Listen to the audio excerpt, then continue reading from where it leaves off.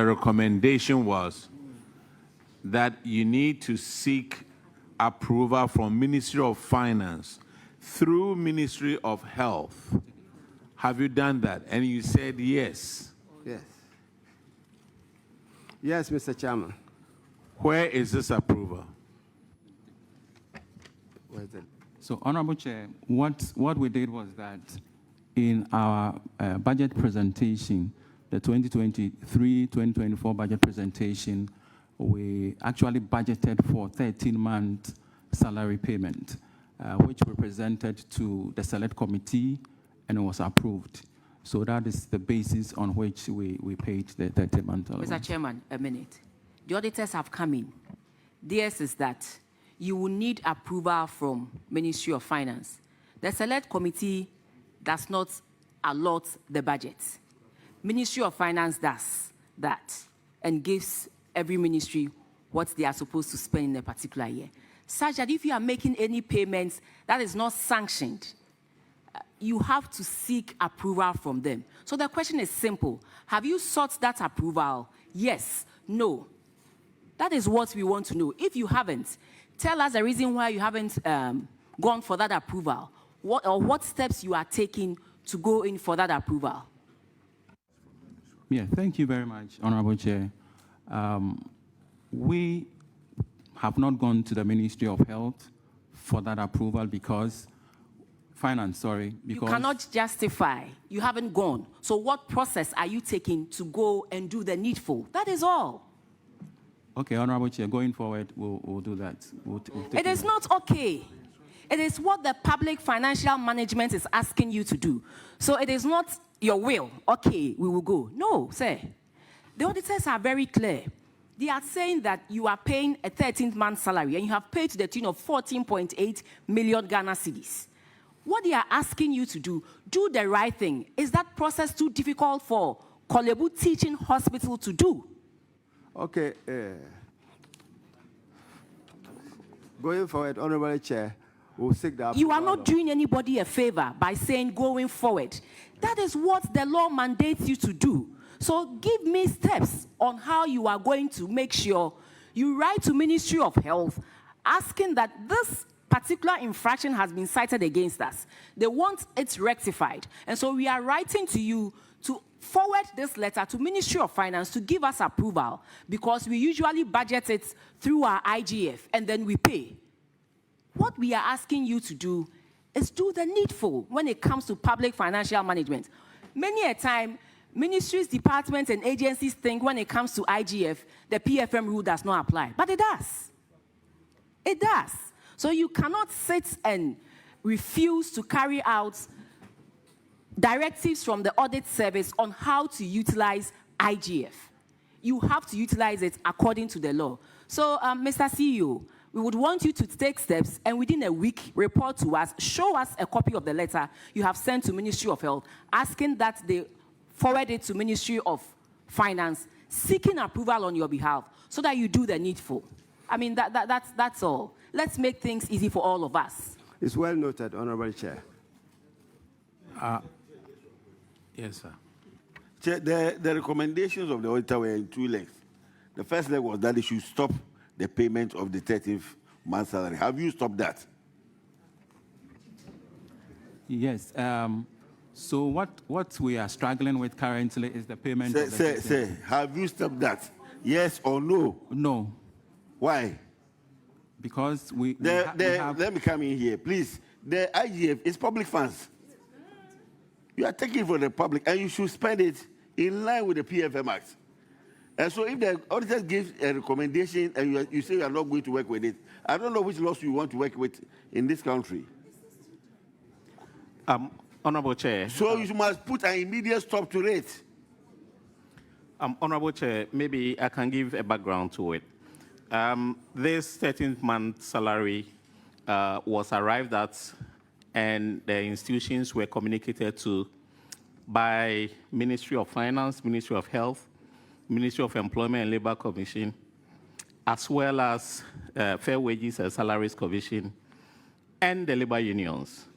Dr. Ususeche, respectfully, if there's anything like that, give us the documents to show, and then we all make progress and move forward. We have. So we thought that would suffice. So please, did you show it to the auditors when they came to your outfit? Yes, Honorable Chair, we do. Auditors, can you please confirm? Because the CEO and the gentleman who just spoke didn't give any indication to that effect. They said they haven't done it. You were here. You heard them say they haven't written. Honorable Chair, no such document has been given to us. Respectfully, you are dear, cherished doctors. We ask that you go back and do the needful. And we solve the problem. Hey, doctors, even lawyers don't litigate like this. Oh. And you want to litigate on matters that is not within your purview. You don't have the strength to litigate. Yours is to take care of us and make sure we are good. So let's do the needful and move and make progress. Thank you very much. Well noted, Honorable Chairman. I'm confused here. I'm very confused. The auditor said, stop payment of 13 months salary and seek approval from Ministry of Finance through the Ministry of Health. What is so difficult about this statement? That the two of you are giving conflicting statements over here. We haven't done it. We are going to do it. Now that you've told Madam Chair that you understand, I don't think you understand what you said. So tell us, what do you understand? Actually, it was a union request, and the government at the time subscribed to the fact that going forward, we, the hospitals, will be paying the 13-month salary. And like my colleague indicated, we have letters to that effect, and we can present to the auditors to see. If you have letters. Yeah, that communicated to us that we can pay the 13 months. So if you have the letter, why didn't you give it to the auditors? So we've been talking about this. You have the letter. Do you have a copy over here?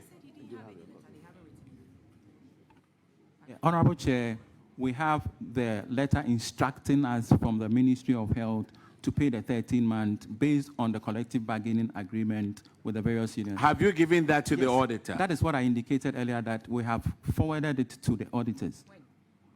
Auditors, do you have any communication like that? Honorable Chair, I did indicate that we don't have that document. Doctor, you are the finance guy, right? Where do you have that letter? Yes, so I think... Where? Question is, where do you have that letter? Where? Where? No, we have it here. We have it. We even you have the letter here. Yeah, we brought a copy. Can you make sure that you give one to the auditors, please? Come again? Of course, we'll do that. We'll do that. Let's go to the next infraction. The next infraction is unrecovered salary advance of $195,000. We recommend that the Chief Executive Officer should ensure that the Acting Director of Finance recovers the total amount. Have you recovered this $195,000? Yeah, Honorable Chair, we have recovered in full all the $195,000. Do you have evidence of it? We have evidence of it. Have you given it to the auditors? We have shown it to the auditors, yes. Auditors, could you confirm, please? Honorable Chair, we can confirm that the entire amount has been recovered. You see, that one, you had evidence. You gave it to him. The other one, give the letter to the auditors, and then so be before. The next one is on paragraph 434, and Honorable Payto will take care of that, please. Chair, thank you. This is about revenue loss. That is 2023, January to 2023, December. A total amount of $3,817,195 was unable to correct as a claim rejected by NHIS and then other, other private insurance. I want to know if you have making any steps to recover that and then pay same to Auditor General accounts. Thank you very much. I think these were losses that were occasioned mainly by NHI policy restrictions. We did indicate the last time we appeared before this committee that we had some restrictions with the NHI policy. For example, multiple attendances at the hospital. When somebody presents or comes to the hospital, NHIS recognize just one claim. Meanwhile, we have different hospitals within Korle Bu Teaching Hospital. So you can report to the polyclinic, and then they will ask you to go to the eye clinic. They can ask you to go to the lab, but NHIS policy restricts you to only one claim per day. And then, which means that all the other places that you visit, the claims will be rejected. Respectfully, have you brought this to the attention of the minister or the policymakers? Yes, so the last time we presented, they asked us to write to the Ministry of Health, and which we did, and then we also did a follow-up with another letter. We have done all that, but we have not received any response from the ministry yet. Okay, so Deputy Minister, if you would take it up and see to the resolution of this, we'll be very grateful. Thank you. The next infractions on paragraph 437 and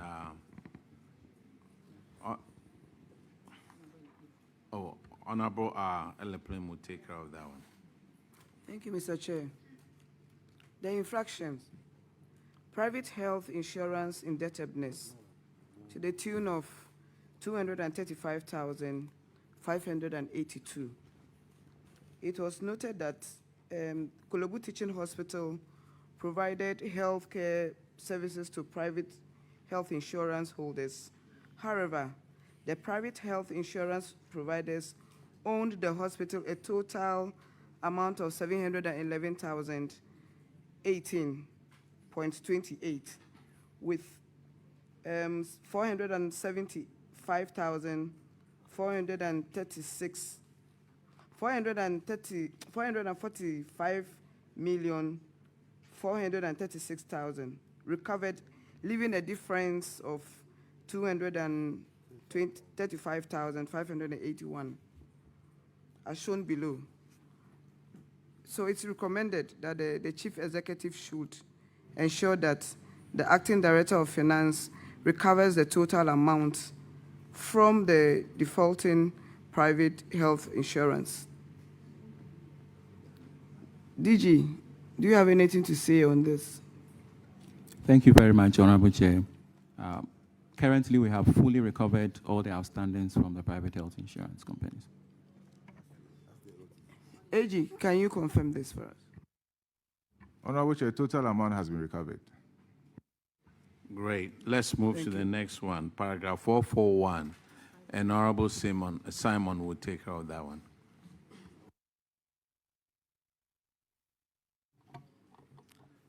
Thank you very much, Chair. The infraction is about a judgment debt of 113,500. But for me, what touches me is what caused the infraction. Medical negligence leading to death. One of them was overdose.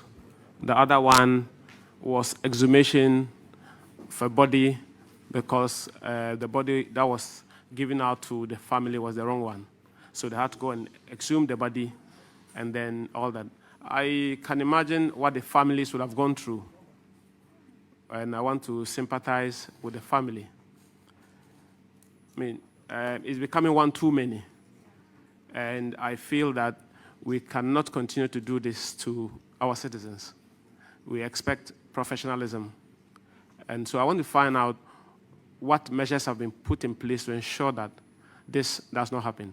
But before that, let me say, Minister, thank you for coming. You know well. I wish you well. And So I want to know what has been put in place to ensure that this does not happen, because we can't continue like this. Hello. Honorable Chair, well, this issue occurred during the COVID restrictions.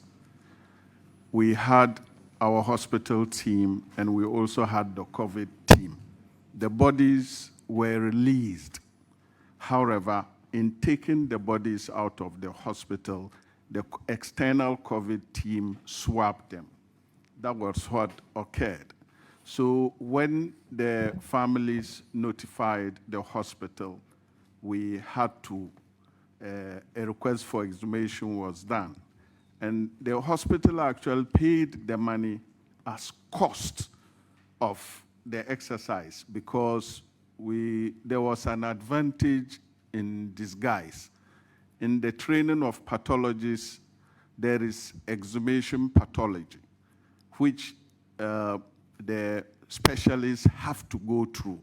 And normally what happens is that you cannot get a family to give a grave for you to exercise that. So this, though it occurred, it gave us the opportunity to train our people in matters regarding exhumation pathology. And so the cost was against the training and not actually the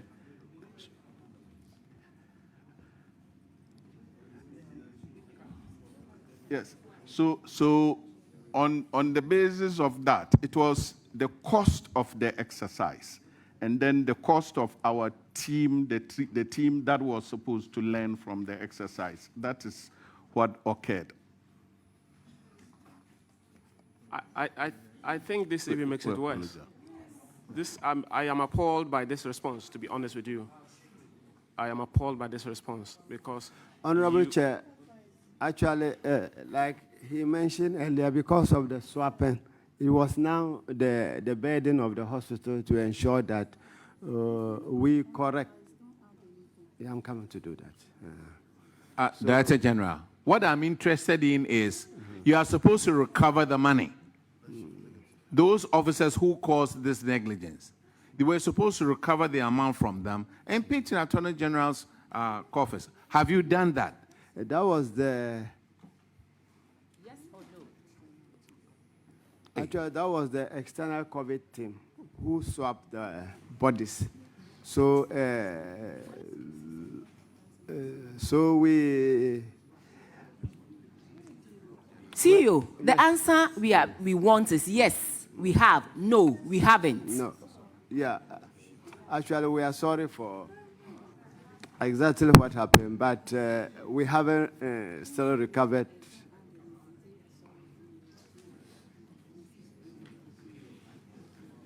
CEO. Yes. Mr. The Chair. recommendation, let me read you the recommendation on paragraph 443. We recommended that the acting chief executive officer should recover the total amount of $113,000 from the officers whose negligence occasioned the payment of judgment debt and same paid into the Auditor General's recoveries account at Bank of Ghana, failing which the acting chief executive officer should pay. Have you done that? Honorable Chair, we haven't done that. Why not? Well, looking at the two situations, both were difficult circumstances, and like... Chief Executive Officer. Yes, they were... we give you 90 days to pay this $113,000. Thank you very much. And then show to evidence of that to the auditors. Now, let's move on to the next one. It's paragraph 445, please. And it's about rent defaulters. And they've defaulted to the tune of 268,000 Ghana cedis. What has happened to this amount? Thank you, Honorable Chair. Currently, as we speak, we've been able to recover 107,000 of the amount, and recovery is still in progress. We have written letters to the defaulters, and we're giving them a deadline of December 2025 to pay in full all the amount that they owe. Auditors, could you confirm what he just said, please? Honorable Chair, we can confirm an amount of 101,287.85 to have been recovered, leaving a balance of 167,426.15. You have more outstanding than you have recovered. So when will you recover the rest of the amount? So by end of December, we hope to have recovered the rest of the money. End of December, the auditors will be there to confirm. That's a promise you are giving to this committee. Yes, and the please. whole country. They are watching you. Yes, please. All right. The next infraction is on paragraph 449, and that will be Honorable Elikplim. Thank you, Mr. Chair. So the infraction, misapplication of 24-hour pharmacy drug fund. I think it has been discovered that the purpose of this fund, the monies have been misappropriated. I want to find out, it's to the tune of 12,260,112.91. Director, can you tell us when we are going to pay this money? Thank you. Thank you very much, Honorable Chair. So we have an arrangement with we took the money from actually our pharmacy account to make the payment when the pressure was on us to pay the 30-month salary. So we looked at the pharmacy account where we had surpluses, and that's where we transferred the money from to pay.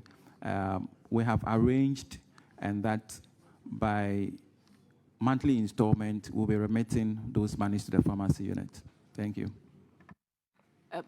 Sir, you told us you had budgeted for the money, and so you had the right to spend.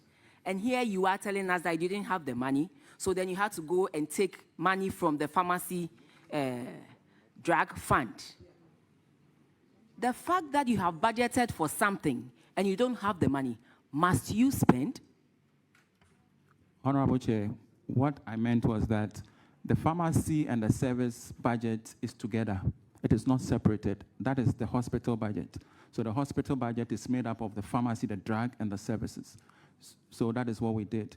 It's not separated that we are going to pay explicitly from service or drugs. But we said that we budgeted it. Sir, why do you think we have separate accounts? At the Ministry of Health, there's the goods and services accounts, there's the compensation accounts, and then there's also the capital expenditure account. But who says if you want money from the compensation accounts and you don't have money, you can go to the capital expenditure account, all because it's the ministry's fund, and take money from there? Respectfully, you are flouting the PFM rules. Respectfully, you are flouting the rules. Let's all do the right thing. You doctors, your mandate is clearly spelled out for you. But where you have a lot of infractions like this, it doesn't speak well of all of us, especially our doctors who are managing some of these things. You don't have monies in the respective accounts that you draw the 13th month salary from. Then you go to the pharmacy account to go and take money from there because it is all money. But that is not the law. Monies that are put in respective accounts are for specific purposes. Otherwise, we'll just lump everything into one account. Otherwise, government will just lump all the monies into one big account and say, this is it is for Ghana. It is taxes that are raised for everybody. So then everybody, if you don't have money and you want money, just dip your hand in and take. Respectfully, that is not how we run public finances. Ministry of Health, you have to take a closer look at this and make sure the right thing is done. Already you have a lot on your plate. We've taken care of many cases and other equally important things that you should address. You shouldn't be sitting here to be addressing some of these things. So please, 12.2 million Ghana cedis. How much have you put in the account as we speak today? Monies that you didn't have that you took from the pharmacy drug fund. How much have you put back into the account to defray the 12.2 million Ghana cedis you paid for the 13th month account? So we arranged that we'll pay it by monthly installment. And the question is, how much have you put in? Because you paid in December. We have and not we commenced. Are in, We have not commenced. September 2025. So how much have you put in? We have not commenced. We will commence next month, God willing. Come on. Madam, let me ask you something. Are these guys politicians? No. Yes. You see, when you say corruption, they will say politicians. Yes. Oh, okay. Now let's move on. The next infraction is on paragraph 453, and Honorable Sebastian Day.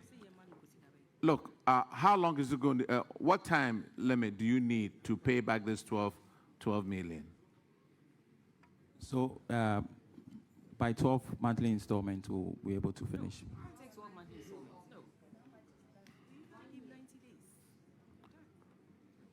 Sir, within 90 days, transfer that money back. Within 90 days. Otherwise, you come and face us again. Okay, sir. Yes. Because when you needed the money, you quickly withdrew it from other accounts. Pay that money back.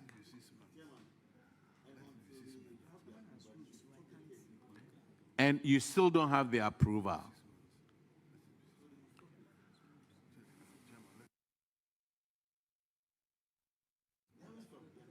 Okay, people are pleading on your behalf that you should have 6 months.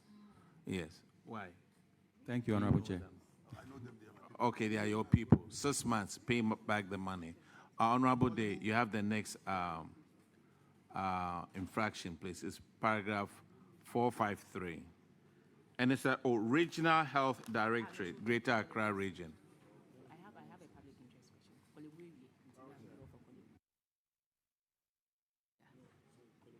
Yeah, I think Kolebu is done. But we will give you the opportunity. No, you haven't been discharged yet. Tell us the current state of our premier teaching hospital. Tell us the current state of our premier teaching hospital. Honorable And Chair, I also want you to throw light on the dialysis issue, the sickle cell issue that the NHIS has taken up. Throw some light on it for us, because I believe that a lot of patients are listening and they want to hear from you as to how you are managing this, so that the people who, for one reason or the other, are saddled with some of these diseases can also seek proper care. Thank you. Honorable Chair, thank you. As we speak now, I can confidently confirm that patients need to come to our facility with only their national health insurance card, and they can access dialysis at no cost at all. We have also made sure that... Since when did this start? Well, we have been doing that for the past... So there was a pilot phase, and after that, when it got fully rolled out, we have. And so people come in there with their health insurance, and then they get dialysis for free. When did this start? I think it was a latter part of last year. And it's continued since. The latter part of last year, and it's continued I have forgotten the exact timing, but I think right after the pilot phase was completed. When was that completed? Excuse me. The pilot phase was... Okay. No, Mr. Chairman. When was the pilot phase completed? Madam Chair, January. You are under oath. When was the pilot phase completed? See you. Well, like the DJ said... Respectfully, see you. Yeah. This is national television. Yeah. And you don't say what you don't know, especially when you know it is not the right thing you are telling us. Okay. So I'm asking you, when was the pilot phase completed? Respectfully. Okay, Madam Chair, there was a directive from If you government. don't know the exact dates, you can step it down. and provide us with the exact dates later on. Because you are under oath. You have sworn to tell the truth and nothing but the truth. Like the, we'll go and cross-check and let you know exactly when we started the process. Dr. Osuseche, you are on something. Respectfully, if the CEO will allow you to continue and then tell us. Well, I think if it comes to the specifics, because I wasn't made aware that such a question will come up, I don't remember the details. As for public interest questions, we ourselves are not aware. Yes. But as we sit here and the public tell us, this is our concern, can you ask, can you address this for us? We do the needful because we are here representing the public and the citizens. But what I can confirm was that there was a pilot phase where we were giving money and then patients could come in and access the service. And when that elapsed, we rolled out the full implementation. When did this elapse? Those are the details, the fine details that I have forgotten. Because I remember last year, that was in 2024, it was this project or this pilot was started. Yes. So I think it's either, it was latter part of last year that we had that. Yeah. And then it has continued throughout, unabated. So what my chief said, that people come and get dialysis with their card, is true indeed. It's going on in Kolebu as of now. Dr. Osuseche, a lot of people are concerned, saying that that is not the case. That is not what is happening on the ground. Respectfully, see, when you have those kinds of ailments and you can't get care, you don't have anybody helping you with this. You are supposed. Where are you supposed to go to when you come to Kolebu? Where do you go to? You go to is it nephrology? The urology center of excellence. Yes. Yeah. You go there. What is the process? What are you supposed to do? You just present your card. It's not as easy as you sit here and say it. No, because I know people who have gone through it, and that is not the result, or that is not what they are given or they are told. So Kolebu, I'll see you respectfully. Yeah, Madam Chair. Let us walk the talk. Madam Chair, if we I say can we are, confirm. please hold on. Yes. If we say we are going on with free dialysis, and it is for a particular category of people, let's state it clearly, so that when I come and I know that I'm within the age of this, I qualify for free dialysis, then I go. I'm above 25, and so I don't qualify, or I'm above a certain income, so then I don't qualify. Then we know. But if you put it out there that there's free dialysis, I go there and all I get is frustration. Respectfully, it is difficult. Chair, honestly now, like you mentioned, it's difficult. But we are giving the service for free to anybody who has National Health Insurance card at hand. So I want you to sit here all. and tell us the process, so that when I come, I know this is Exactly so. Once you come and show your National Health Insurance card, and you have gone through the process, they give you the treatment for free. You don't pay anything at all. Apart from that, we are also respectfully, what is killing us is the process. So what process do they go through? The process is a new patient. When you come in, you have to give out your card. They will process you to be, at least you have a card of Kolebu. Once you have that card, in addition to your National Health Insurance card, you are qualified for the service. And that is not all. We are also making a frantic effort to make sure that we are able to take majority of our patients out of the dialysis. So that is why we mentioned earlier on that we are working on the organ transplant issue. And that is what we are doing. This year, we have operated about 6 patients. Am I right? And God being on our side, most were successful. But we are not ending there. We are still going forward to ensure that it becomes widespread. So that's what we are doing, to ensure that we give service to our people at the time they need it most. But you talked about the organ transfer thing. I want to find out if, I don't think we have an organ transfer law or anything to that effect. So, Madam Minister, this is also to remind your minister that it is very, very important that we have a legal backing to some of these things that we do, so that we will all be protected, both the patient and the person giving the care.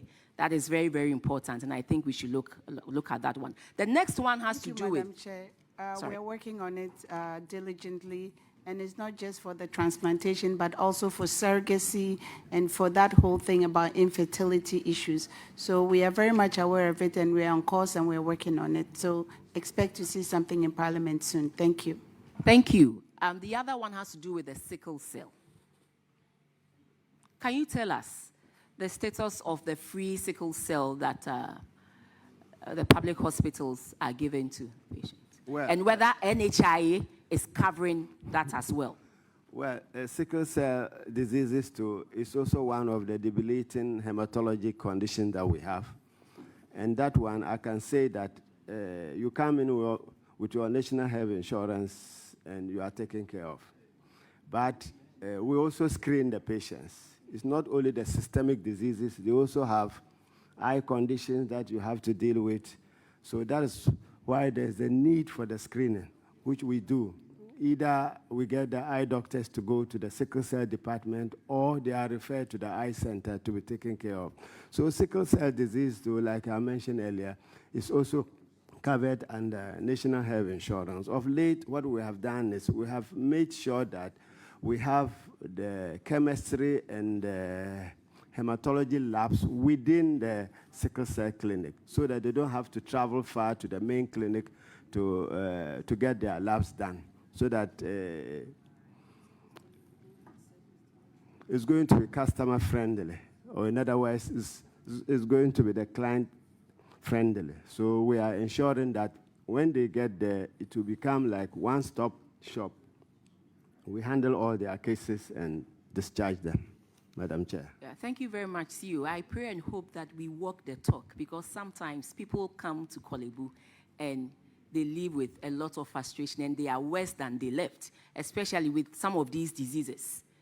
The sickle cell disease, the kidney disease that we're talking about. So respectfully, I pray and hope that with the support of everybody, and you can do exactly what you are telling the people of Ghana today. On this note, I think I'll leave it for Chairman to conclude on whether you've been discharged or not. Thank you. Sir, thank you, Madam Sir, Chair. you are discharged. Now, Regional